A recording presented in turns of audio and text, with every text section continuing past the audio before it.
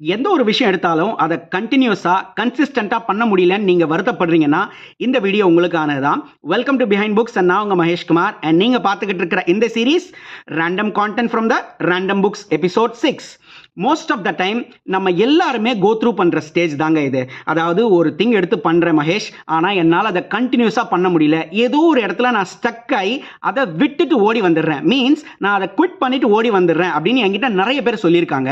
அதோட சொல்யூஷன் ரொம்ப சிம்பிளுங்க. Short term பெயினுக்கும் லாங் டேர்ம் ஃபெயிலியருக்கும் நம்ம பிரெயினுக்கு நம்ம வித்தியாசத்தை சொல்லி கொடுக்கணும்.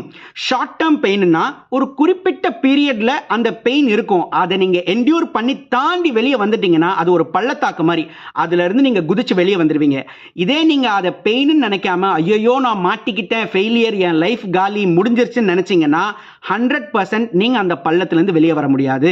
ஸோ இனிமேல் ஆகுது இந்த ஷார்ட் டேர்ம் பெயினுக்கும் லாங் டேர்ம் ஃபெயிலியருக்கும் டிஃபரன்ஸ் கண்டுபிடிச்சு நீங்க பெயின்ல இருக்கீங்களா ஃபெயிலியர்ல இருக்கீங்களான்றதையும் கண்டுபிடிச்சு அதுக்கேற்ற மாதிரி குவிட் பண்ணுங்க.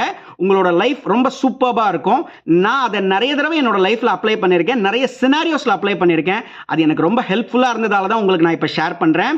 அதை நீங்களும் ட்ரை பண்ணிட்டு எப்படி இருந்ததுன்னு சொல்லுங்க. Thank you so much. Have a great day.